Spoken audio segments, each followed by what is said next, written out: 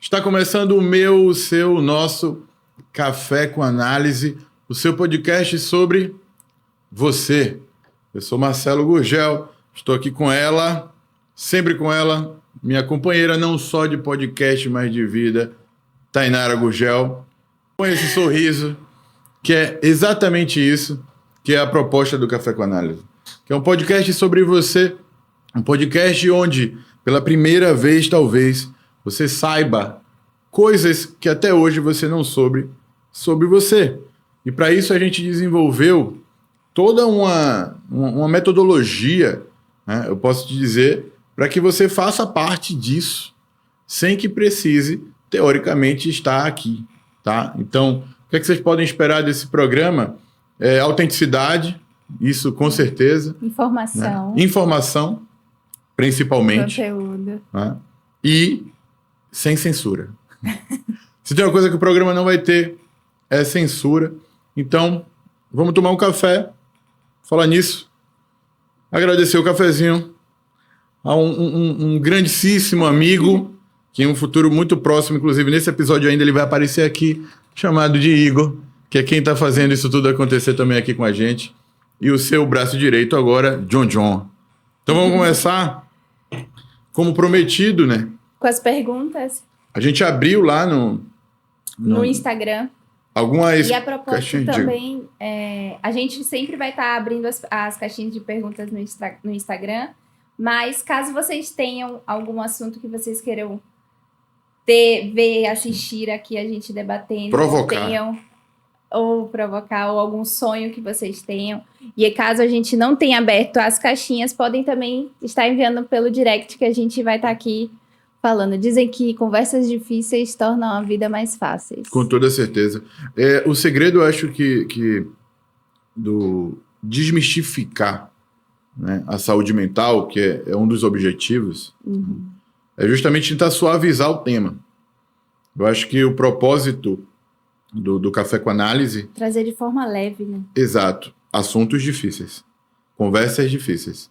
Sobre o comportamento humano. Né? Então, assim, a gente sempre vai trazer novidades está provocando em relação à abordagem e focar em uma metodologia mais assertiva para que vocês aprendam mais sobre vocês. Tá? Então, para isso, a gente lançou a caixinha, que é uma das ferramentas que a gente vai utilizar para que vocês acessem a gente. Envia lá sonhos, como vocês vão perceber, para a gente traduzir. Qualquer dúvida que vocês tenham sobre o comportamento, e a gente vai aí participando, tá bom? Vamos começar? Vamos lá, senta o dedo.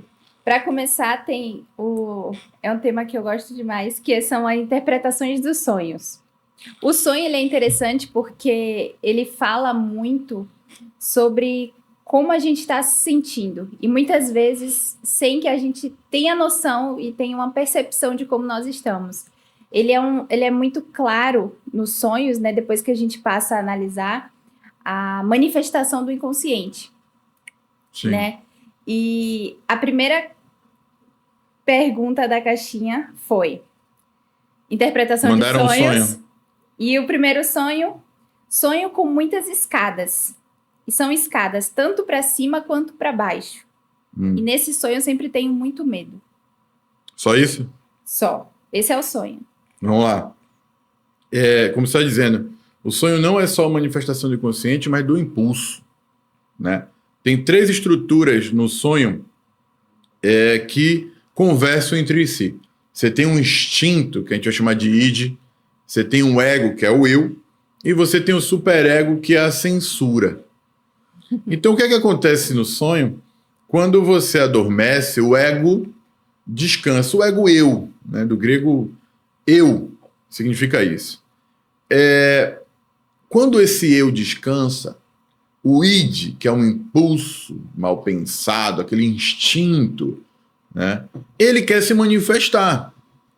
Só que o superego, ele adormece com o olho aberto aqui, ó, porque ele tem que descansar também. Porque o superego, ele é composto por regras, normas, que tentam fazer com que a gente se preserve no meio social, para não sofrer sanções, punições das leis, das regras, tá? Então, quando isso acontece, o id quer dar uma informação para o ego. Só que o superego vem e diz, não, peraí, tô cansado, mas calma aí, isso aí não vai passar, não. E aí o que acontece? Vem um filtro, que é onde se criam histórias maravilhosas, né, e simbologias. Foi muito bacana no Divertidamente, no filme. Perfeito. Eles trazem as analogias dos sonhos e como é feita toda essa criação e o banco de dados com que, a partir da percepção do instinto, ele faz um filtro camuflando o que é necessário ser passado. Exatamente. Para, claro, preservar também o estado do sono reparador. Porque se a gente tivesse acesso direto à informação do ID, a gente ia acordar no estado de alerta. Então, o superego também tem essa função de filtrar justamente para preservar o sono, né? Então, nesse caso aí, já mostrando como é que funciona a simbologia, quando vocês enviarem o sonho, tentem ser mais ricos em detalhes. Quanto mais detalhe tiver, melhor, certo? Mas aqui a gente já pode pegar a simbologia escada, né? E o sentimento do medo. Então, perceba que, tanto para cima quanto para baixo, essa pessoa sente-se insegura, né, para fazer uma projeção. Ou seja, eu não consigo nem crescer na minha vida, né, eu nem consigo descer, recuar, retroceder. Então perceba aqui, porque a escada é um símbolo de acesso. Tá? Então, o que essa pessoa está passando, inconscientemente aqui, inconsciente é por conta do medo, tá? Memórias traumáticas vão gerar medo. E a depender da idade, você não consegue acessar. Então, perceba que existe já uma conversação do inconsciente com o instinto. O instinto está querendo ou progredir ou recuar para algum lugar. Só que existe a paralisia, que é o medo, que é aquele mecanismo dizendo não vá. Então ele tenta colocar esse filtro. E aí, para não passar essa informação de eu estou com medo de avançar na minha vida, de caminhar ou para cima ou para baixo, né, eu estou sofrendo uma interferência de algo e quem está determinando isso é uma memória traumática porque eu tenho medo e não está claro. Então, quando você adormece, o instinto tenta passar essa informação. E aí o superego diz, não, calma aí, senão eu vou acordar essa pessoa. Então, coloca aí, através desse sentimento, isso que é interessante. Quem faz o sonho acontecer é o que você está sentindo. Você não vê símbolos e depois sente. Então, essa pessoa está sentindo medo de progredir na vida, porque ela vai ter que fazer uma renúncia, possivelmente, e aí o superego traz o símbolo escada. E para não mostrar que é uma subida, ela vai também apresentar algumas descidas, só para trazer esse pseudo-conforto dentro da confusão. Então, como eu sempre vou dizer aqui, vale, né, a investigação sobre que evento traumático está te fazendo sentir medo ao ponto de interferir nos seus sonhos, tá? Então, seria essa a tradução. Próximo sonho. Mais um sonho? Mais um sonho. São só esses dois por hoje.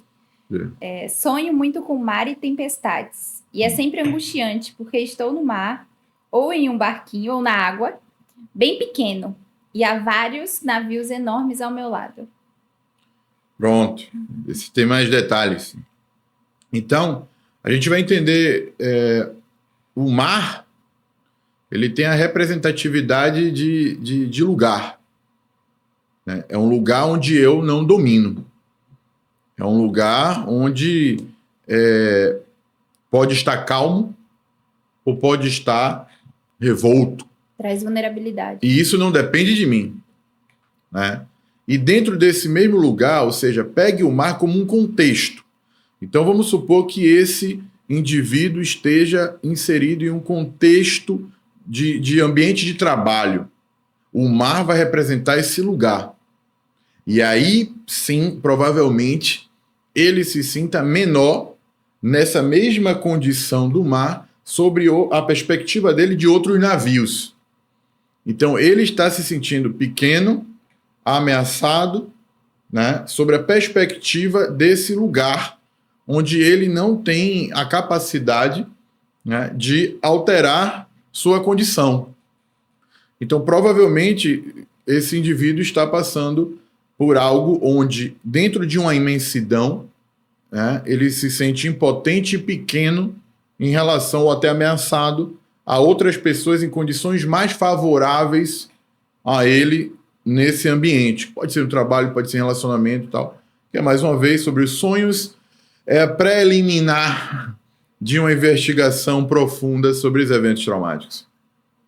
O sonho nada mais é do que isso. Então, seria mais ou menos isso. Quanto mais detalhes, melhor.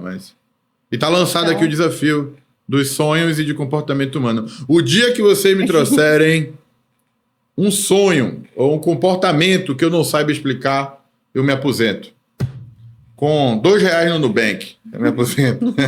Nem para dizer que eu tô rico, eu vou me aposentar. Não, com R$2 no Nubank, eu vou me aposentar o dia que vocês trouxerem. Vamos, próximo. Agora a gente vai para outra questão, a gente vai sair um pouco da interpretação de sonhos. Como agir com a frustração da derrota? Porra. Repete para mim esse aí. A pergunta foi, como agir com a frustração da derrota? Lembrei quem me enviou essa aí. E aí eu vou começar. Essa pauta é interessante. Porque eu vou pegar, e vou citar ele aqui, um amigo meu, que quando a gente postou no Instagram, ele respondeu brincando, um amigo meu de infância chamado Bruno Campos. Um grande abraço. Espero um dia ter você aqui, que é um comediante nato. Ele tem um senso de humor fantástico, inteligência voltada ao humor, uma sensibilidade espetacular. E Bruno colocou assim uma resposta: como é que você reage à frustração da vitória? Reage à derrota. Ele botou vencendo sempre. E aí, apesar de ser uma brincadeira, eu vou pegar essa resposta para fazer uma fundamentação real. É vencendo sempre. Se vencendo sempre. Porque quem me enviou essa questão em particular, né, é um grande ídolo meu. Vai estar aqui com a gente também. Já eu cito o nome dele. Mas que no percurso dele é um lutador de MMA, futuro UFC, do celeiro do Galpão da Luta, né? do maior celeiro, eu acho, da Bahia aqui, pelo menos, se chama Galpão da Luta. E esse lutador, que eu chamo lutador pela vida, ele não tem uma derrota. Ele tá 10-0 ou 11-0. E ele faz uma pergunta que teoricamente não lhe caberia. Que é como é que eu vou lidar com a frustração de perder.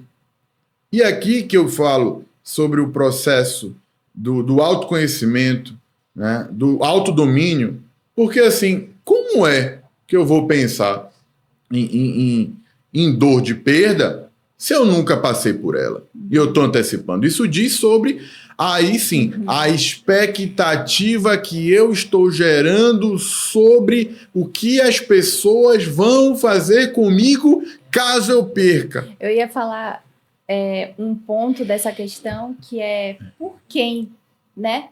Porque o fato dessa frustração da derrota é muito quando você faz algo ou está fazendo algo não por você, mas quando a sua motivação é terceiros. Então, quando a motivação é terceiros, em um caso de derrota, vai haver essa frustração. Mas Exatamente. Quando é por você, você está dando o seu 100% ali. Não tem derrota. Não existe. Porque até na derrota você aprendeu, você foi um pouco mais, você se desafiou, você traz um aprendizado. Então... Eu acho que a gente pode até diferenciar a derrota de perder. Sim. Né? Derrota, eu acho que eu vou levar para esse lugar. Eu me senti um derrotado. Aí vamos lá. Tá treinando o dobro que era para treinar? Tá batendo peso? Tá na dieta? Tá dando o melhor que você tinha para dar? Você pode perder a luta, Uhum. mas se sentir derrotado, aí é um estado de espírito. Nunca. Isso aí em particular, e aí vai esse recado de uma flecha, ainda que seu placar fosse 15-0 negativo, você nunca seria um derrotado. Nunca, nunca, nunca, nunca. Sua história de vida me motiva.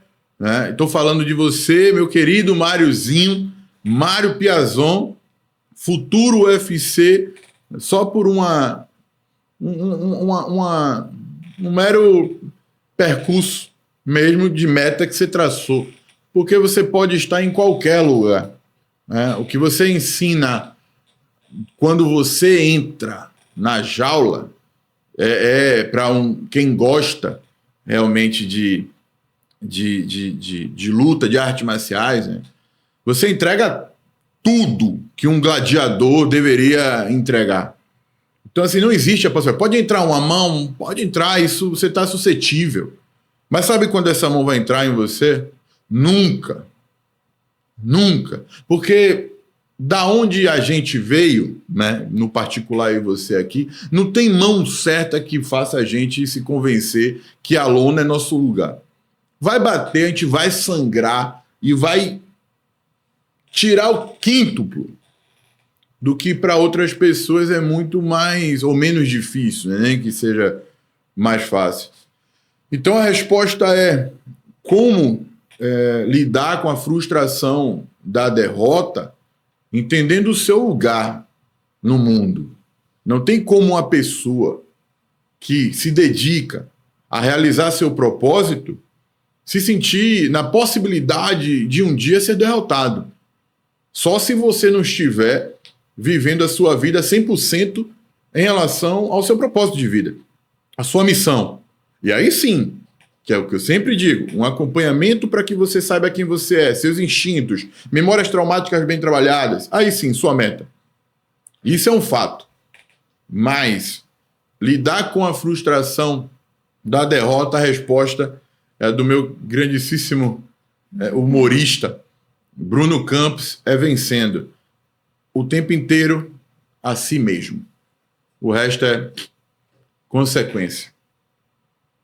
Vamos para a próxima? Vamos. Agora, a gente vai trazer um tema mais analítico, falando um pouco mais agora de análise neurocomportamental. Sim. E trazendo um pouco relacionamentos. O bom de relacionamento é porque quando a gente fala de relacionamento, a gente fala muito sobre a gente.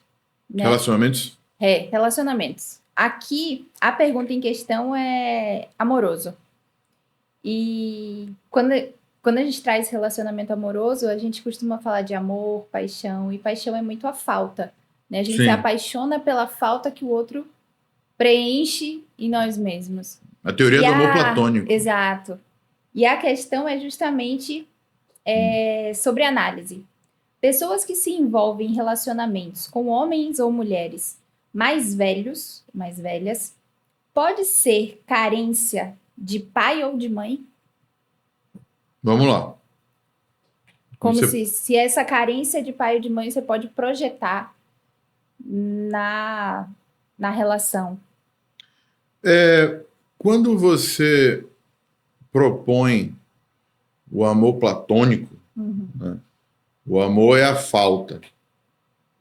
Eu posso dizer que a resposta para essa pergunta é pode, não que é. Porque a pessoa que não teve, né, vou pegar uma base heteroafetiva, que me cabe falar. Sim. Então, vamos supor que eu tive uma ausência maternal. Eu não tive mãe. Então, eu posso buscar em um relacionamento afetivo essa mãe? Posso. Mas a probabilidade seja maior que eu busque segurança. Não necessariamente seria relacionado à idade. Seria mais sobre maturidade. Eu acredito que esteja mais relacionado à compatibilidade de experiências. Que é um exemplo. Isso não tem a ver com maturidade. Né? Mas uma pessoa com 37 anos, que hoje eu tenho, né? Para não usar menor de idade, vou botar 38. Então, vamos supor que eu tenho 38 anos. Eu tenho 38 anos de experiência de vida. Né? Uma pessoa que tem 18 anos, na teoria, pela minha carga de experiência, pouco provável que essa pessoa desperte algo em mim, né, que eu me relacione. É muito mais provável que eu me relacionasse com uma de 58, pelo grau de experiência. Só que quando se fala de relacionamento, a gente vai ter que trabalhar com 3 estruturas. Isso, eu ia trazer esse ponto que eu queria trazer é justamente isso. A gente está falando de cognitivo, né? Experiência, troca. Agora, quando a gente fala de relacionamento, a gente tem que levar em consideração também a questão traumática. Também, e libidinal. Porque muitos, a depender do trauma que cada indivíduo pode ou não ter experienciado, vivenciado, isso acarreta tanto registros no instinto. Tanto de repulsa? Sim. Né? Quanto de atração. Sim. E isso um lado vai ser canalizado e outro lado vai fazer com que esse repertório, para que você busque nos relacionamentos aquilo que você tem de registro de algo de pulsão, né? De prazer. Exato. Porque 3 coisas vão te mover. Eu acho que o relacionamento perfeito é quando 2 indivíduos têm esse entendimento. Aí é o tópico, mas que seria o tronco encefálico, ele é imutável e regula os desejos carnais, os feitiços, os desejos, enfim. O sistema límbico, ele regula as emoções. E o pré-frontal regula o lado cognitivo. Então, perceba que uma predileção por uma pessoa mais velha é uma necessidade, como você pontuou, né? A Tainara pontuou agora há pouco, de um preenchimento. Seja ele por feitiço, por desejo, né? Seja ele pela carência e querer repor, ou seja, um lado afetivo. E aí você vai ter comprometimento em uma das áreas. Porque se você se relacionar com pessoas querendo colocar elas no lugar de pai ou mãe, possivelmente, se você não tiver o feitiço de incesto, a relação carnal não vai ser aquela melhor coisa a se fazer. Não vai ser algo, a libido vai frustrar, vai baixar. Né? Então, o bom é que se ande... É sempre uma investigação. Então, se tem memória traumática, onde você está em busca de colocar uma mãe, um pai naquele lugar de relação pela falta, você vai frustrar todos os seus relacionamentos. Você não vai conseguir levar à frente. Porque o que você quer não é nem um ato sexual, né, do relacionamento. Você quer uma mãe e a outra pessoa não está nesse lugar de ter filho. E aqui é importante a gente fazer uma sinalização, porque nós mulheres, inclusive por conta cultural, né, a gente tem uma cultura que as meninas, as crianças, já nascem cuidando de boneca, já maternando, né, já nasce Sim. criando, cuida de boneca, faz a comidinha, essas são a base das brincadeiras. E a tendência é muito comum a gente ver as mulheres trazendo esse mesmo maternar para dentro dos relacionamentos. Mas de maneira inconsciente. De maneira inconsciente. Sim, ou melhor, subconsciente. Né? No piloto automático, de que é isso que se tem de melhor para ter, pronto. Sim. Né? Se a pessoa for uma pessoa de repouso, melhor ainda. Mais acomodada, exatamente. Melhor ainda. Entra numa zona de conforto. E um detalhe aqui, ó. O amador aqui pegou uma xicrinha no País da Maravilha, que não cabe nem os meus dedos. Enquanto a sabedoria feminina fez o quê? Calculou a xícara, ó, o tamanho, ó. Está proporcional ao nosso saber. Foi inocente. Fui amador, mas no próximo terei uma caneca digna do meu gosto por café. Mais perguntas? Vamos para a próxima. Essa daqui, acho que é muito foi até recentemente Ué. esse tema, que foi muito debatido, inclusive. O que acham da volta das modelos da Victoria's Secret? Pode começar. Victoria's Secret? Esse recado é pra você, homem, meu amigo. Chegou o nosso momento. Presta atenção na mão, ó. Esse é o momento que a gente faz assim, ó.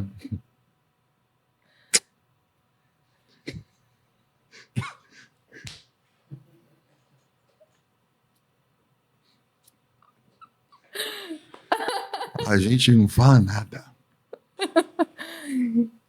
Prossiga. Muito complicado realmente falar alguma coisa, porque pode vir por muitas... São muitas vertentes diferentes. Não sei quem é Vitória. Não sei seu segredo.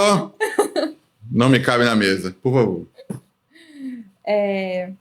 Então, vou responder o que cabe a mim. O que acha da volta das modelos da Victoria's Secret? Para ser muito sincera, eu não me aprofundei ainda sobre o tema, mas eu vi que houve um desfile, agora recente, em que trouxeram modelos antigas, se eu não me engano, Isabelle Fontana, Alessandra Ambrosio, Adriana Lima, e que hoje, né, já estão na faixa de 40 e poucos anos, e trouxeram de volta as passarelas e fizeram um desfile, não sei se darão continuidade, mas voltaram. E aí, nesse tema, Gisele Bündchen também foi convidada, que na época foi o auge dela, e ela se negou a participar, né, desse desfile. Deixa eu ver só se eu entendi. Ah, Victoria's Secret, uma marca é uma marca... ultra famosa. Isso.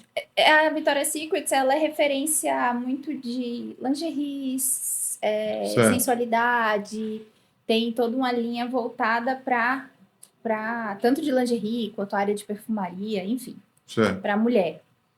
E a Victoria's Secret, ela tem uma grande questão que há um tempo atrás, né, no auge dos desfiles, traziam modelos muito... não é nem estereotipadas. Sim, entendi. E de um estereótipo muito fora do padrão, entendi, da realidade, né? Hoje a gente tem, para você tomar uma marca, né, como referência mundial, como a Victoria's Secret, e você desenhar um modelo de estereótipo que a minoria da minoria vai se encaixar ali, vai estar representada ali. Porque a nossa realidade é muito miscigenada, né? São muitas trocas, é muito... E pegar um padrão para colocar como referência mundial... Exato. Então, assim, são muitas etnias, cultura. Então, assim, tudo isso interfere. E você colocar isso como uma referência do que deve ser seguido é muito perigoso. Entendi. Você entra em E ela voltou agora. E agora voltou com essas modelos que eram o auge, né? Voltaram a fazer esse desfile. E aí traz muitos pontos a ser debatidos, pelo menos que eu, assim, observei nitidamente primeiro, para nós mulheres, esse padrão de beleza já é algo muito fora da realidade. Então, se você vê hoje a quantidade de mulheres que sofrem com distorção de imagem, compulsão alimentar, anorexia, bulimia, a maioria dos transtornos alimentares, não é que os homens não são passivos e suscetíveis a estar, mas a grande maioria dessa realidade se enquadra as mulheres. E você ter essa realidade de a maioria das mulheres passam por algum momento seja na puberdade, que está se conhecendo, em que já tem que atender a um padrão de corpo, de cabelo, de olhos, e são muitas caixas que a gente tem que entrar. E, obviamente, isso não vai acontecer. E aí começam a ver os conflitos. Então, distorção de imagem, anorexia, bulimia, essa questão estética gritante, né? Quase uma exigência, né? Com certeza. Então, hoje você vê a maioria de pacientes de clínicas de estética, de cirurgia plástica, são pacientes femininos, são Sim. mulheres, tentando se encaixar em uma caixa que não vai se encaixar. Isso sem a gente considerar os padrões mentais. E é curioso como a sociedade ainda vai culpabilizar Sim. uma pessoa que perde a vida em busca de um padrão desse pertencimento do padrão. Que você nunca vai estar. E aí ainda culpa. Exato. Você me falando aí, eu vi isso. Sim. Então são meninas que faz cirurgia na mama. Você vê, hoje, há um tempo atrás, há uns anos, ainda havia um certo requisito de uma orientação médica que a menina concluísse os 18 anos, passasse pela fase de maturação, até do corpo, né? A puberdade são muitas alterações hormonais, são muitos conflitos emocionais. Então, que a menina consiga passar por esse caminho, né? Hoje não. Hoje em dia são meninas de 15, 16 anos já fazendo procedimentos invasivos, que nem, né, não são coisas superficiais, que você vai, não, mas você põe aqui, depois você tira, depois você... Não, são cirurgias, são procedimentos invasivos. E assim, e é uma luta sair dessa caixa, sair desse padrão, né? Você mostrar hoje mulheres com corpos diferentes sendo representadas. Então, assim, e aí você traz novamente um antigo padrão de anos atrás para uma realidade, você vê que realmente existe algo... Pelo que eu entendi, a Victoria's Secret, ela pegou modelos de uma geração passada e meio que está financiando esse padrão a ser perseguido. Exatamente. Para como elas chegaram, tá vendo? E aí são dois pontos, porque aí você não fala mais só do corpo, você não fala só da mulher, daquele corpo feminino extremamente magro, definido. Não, você traz a questão do envelhecimento, que hoje para as mulheres é um grande tabu. Sim. O envelhecimento. Você vê mulheres que chegam ao auge da sua carreira, que passam dos 40 anos e incrível como já passam a ser exigidos. Sim. Procedimentos, rejuvenescimento. É como se ela tivesse que... Não pode envelhecer. Exatamente, estar sempre naquele lugar de beleza. Ela não pode envelhecer de uma forma natural, porque o envelhecer também é belo, né? A maturidade traz... Exato, e você querer que permaneça ali, você vê. Qual seria o equilíbrio entre esse padrão que vocês, né, são colocadas, não, entre aspas, não porque são colocadas, né, exigir vocês, e você conservar a matéria em relação a... não a exigência. Qual é essa linha entre você ter um gerenciamento? Assim, eu acredito que primeiro sempre vai partir do pressuposto do autoconhecimento. Você precisa se conhecer, você precisa se amar, você precisa se respeitar, se entender como mulher, entender o processo, as fases e acolher cada fase com a sua beleza. Cada fase tem uma beleza, te traz maturidade, te traz repertório. Entendi. Tudo isso é belo. E de acordo com cada fase, existe sim procedimentos que vão fazer esse gerenciamento para que você passe por cada uma delas de uma forma transmitindo o belo, sem você trazer aquela exigência de um padrão que não vai existir. A palavra certa é exigência, né? Quando viram exigência, é patológico. É patológico. Você nunca vai... Quando eu tiver com 50 anos, não dá. São Não dá para se exigir ter Tenho como voltar rosto uma de pele 20. de 20. São estruturas, é colágeno, é hormonal. A mulher ainda tem a menopausa, porque o homem ainda tem a questão da... Existe também a reposição hormonal feminina, mas a questão da menopausa é uma outra pauta. Inclusive, porque é como se a mulher estivesse passando por um luto. Em que um processo de menopausa é um processo de luto, porque é um processo em que você tá... É como se você estivesse... Os relatos, né? Claro. Ainda não passei por isso, mas os relatos são de que é como se você saísse de algo, de auge, da sua sexualidade, da sua reprodução, e você entrasse já como se um declínio. Curioso que a palavra luto é forte, né? Sim. Como que isso morre?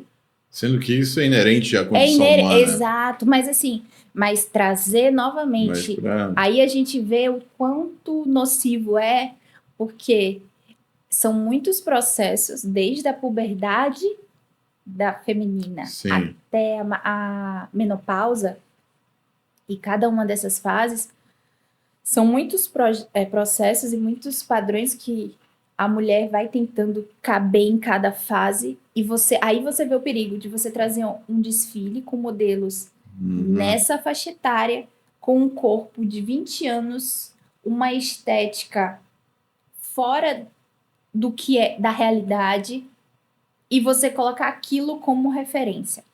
Entendi.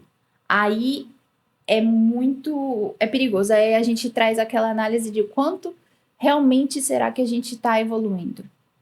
Será que realmente a gente está em um processo? Ou está camuflado? Ou está camuflado? Ou existe realmente algo por trás que realmente faça uma camuflagem do que... vocês podem evoluir, só que vocês podem evoluir até aqui. Se vocês passarem daqui já não é interessante. Aí volta. Então isso é uma questão. Então, acredito que... Deixa eu só pegar de volta aqui. Foi o John que botou o foco em mim ou foi você? Legal. De volta agora. Agora eu voltei. Agora eu posso falar. Bora. Estamos de volta. Vamos lá. Agora, para as últimas 2 perguntas. A última é uma dica, né? Qual é a dica? Uma dica. Mas agora é falando sobre filme, inclusive, já fazer Filmes. Até Por favor. um gancho. Em breve, Lari, Dan vão estar aqui na nossa bancada. Dan é um design, roteirista, produtor, trabalha com comunicação, crítico de cinema, cinéfilo. Vulgo Picles. Dan tem o Instagram, inclusive, Cinema Sim, que traz toda a parte crítica de vai filme, voltar de agora, cinema. né? Vai voltar. Inclusive, ele vai estar aqui trazendo toda essa parte de lançamento, de projeto de filme, que está por trás das câmeras. E Lari, psicóloga, que vai trazer toda o lado psicanalítico, né? A psicologia por trás de cada filme. Uma visão crítica, trazendo psicanalítica. Essas análises. Então, mas Dicas por de enquanto eles não estão, vamos lá. A primeira pergunta... Eu vou dar a dica. Não quer finalizar com a dica? Pode ser. Vamos trazer a pergunta e a gente aí. finaliza com as 2 dicas. A primeira pergunta de filme é Coringa, o Delírio a 2. Nossa. Queria saber muito a sua opinião. Vamos lá. Vou dar minha opinião primeiro, em conjunto.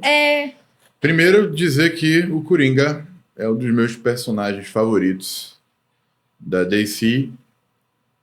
Ele vai concorrer com o Capitão América, que é engraçado pra mim, que da Marvel, é meu herói preferido, é o Capitão América, e em contraponto eu tenho o Coringa. Antagonista. Né, que é antagônico a tudo que o Capitão América prega. E aí que você tem 2 lados ali para fazer de análise, né? Perguntaram sobre o filme O Delírio, né? Que é o segundo. Sim, que é o segundo. Que tá tendo... O segundo, inclusive, eu tava olhando, disse que parece que na segunda semana ele foi o filme que teve mais queda, a maior queda de bilheteria na segunda semana Mas vou explicar o que talvez tenha acontecido, né? O Coringa é um personagem controverso quando você assiste o Batman. Quando você traz para o Coringa tanto o Delírio quanto, a 2 quanto o primeiro, do Joaquim Fênix, você tem uma visão dramática, né, da patologia que é um afeto pseudo-bubá que o Coringa tem. Quando você vai assistir, vamos lá, não justifica né, o Coringa ser uma pessoa, um grande vilão que é, mas explica. E todos os seres humanos que têm um transtorno comportamental, transtorno mental, ele vai se espelhar no Coringa, principalmente com aquela fala emblemática do Coringa, que é o grande problema de ter um transtorno mental é que a sociedade exige que você se comporte como se não tivesse. Então, para a gente que trabalha com saúde mental, essa frase pega aqui, ó, direto no nosso coração, que é o que a gente vê, a psicofobia. Então, quando você assiste o primeiro filme do Coringa, onde o que o Coringa sofre, né, você chega sem se permitir sorrir, mas quando ele começa, logo no início ali, a se revoltar, você passa a respirar, como até que, enfim, você reagiu, né? Então, mas não, claro, financiando o caos, as atrocidades que ele passa a fazer. Mas vamos falar de uma maneira técnica da visão sobre Delírio A2. O Delírio A2. Então, se vocês forem assistir, observem que o papel da Lady Gaga é o papel da loucura. E são até o próprio, apesar de ser uma continuação, né? Sim. O primeiro ele traz até um pouco mais dessa ação, né? Que um filme da JC. É um filme de mais ação. E o segundo, eu acho que foi isso também que trouxe uma certa resistência. Frustrou a expectativa do... Porque acharam que fosse vir nessa mesma... Com requinte de crueldade, o roteiro. Isso, acho que esperavam aquele ação... E é um filme mais poético. Ele é mais poético, ele é mais analítico. Ele é romântico. E aí, o truque que pode fazer com que você reassista sobre outra perspectiva é que a Lady Gaga, ela representa no papel da Arlequina, que pode decepcionar também, mas ela é louca. Ela representa a loucura. E é bem característico quando... Vou dar os spoilers, porque vocês vão assistir de novo e, enfim.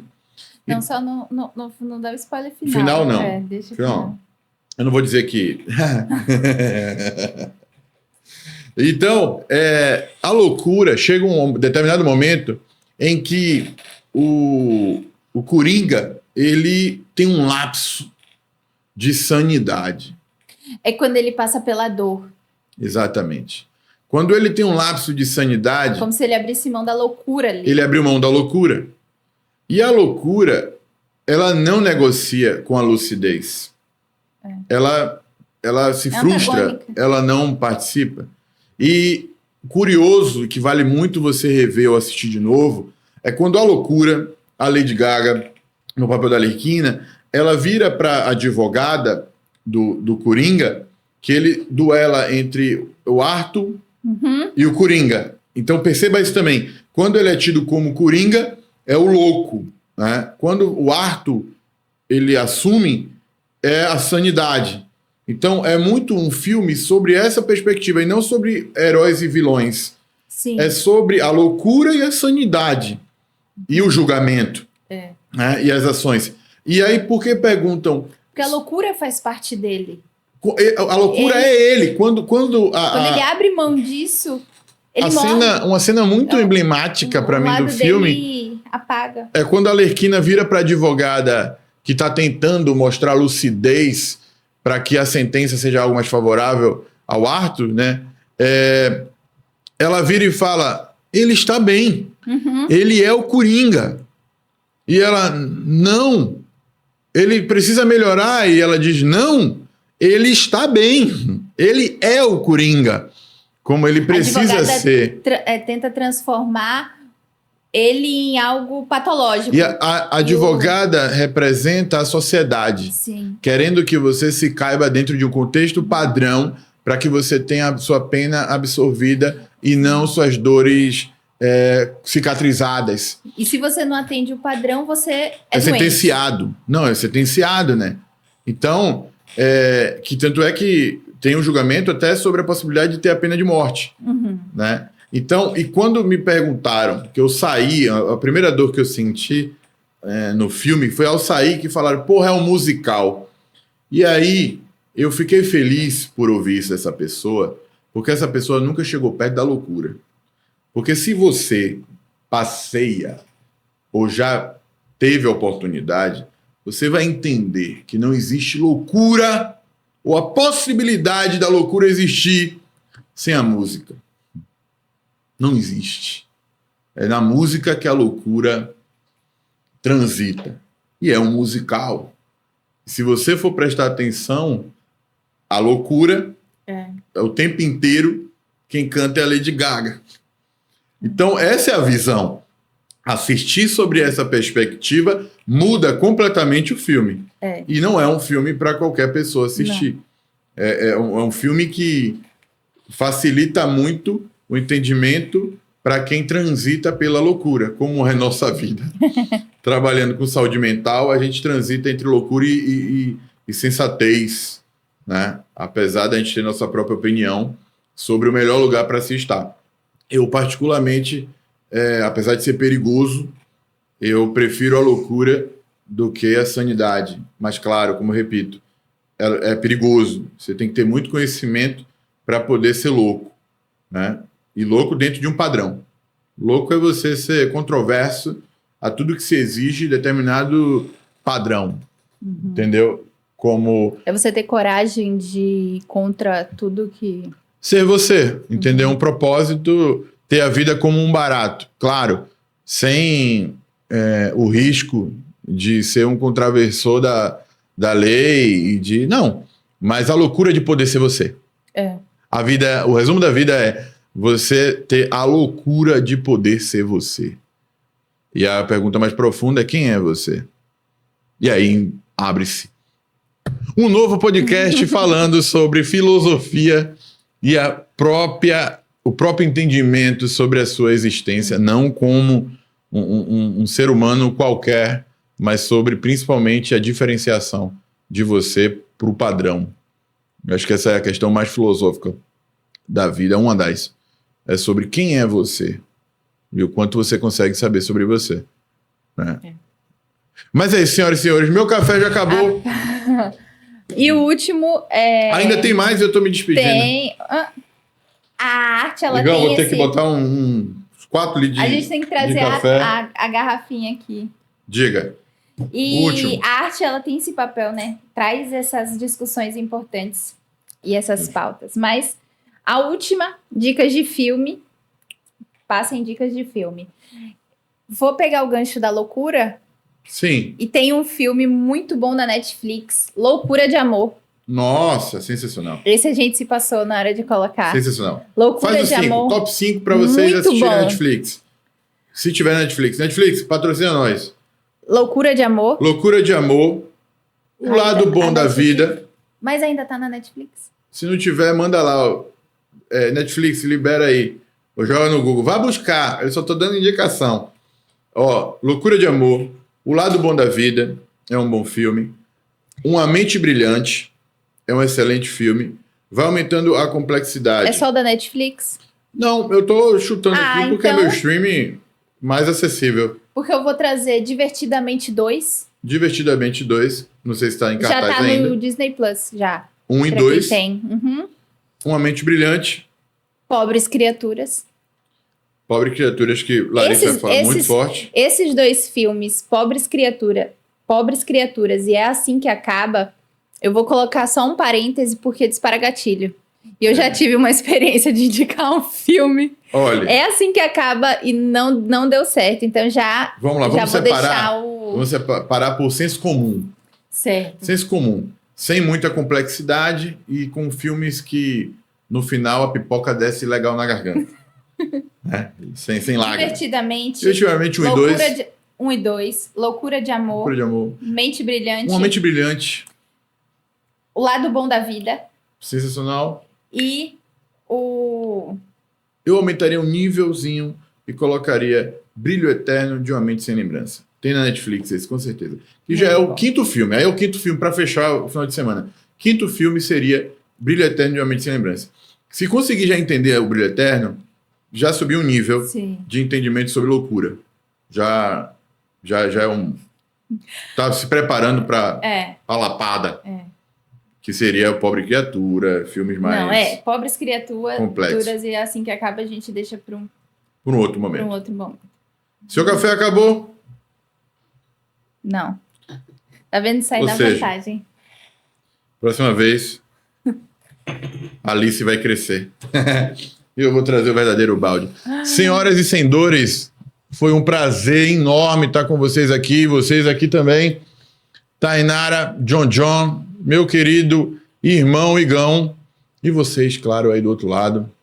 Espero que tenham um ótimo dia, uma ótima semana. Foi um prazer estar com cada um de vocês.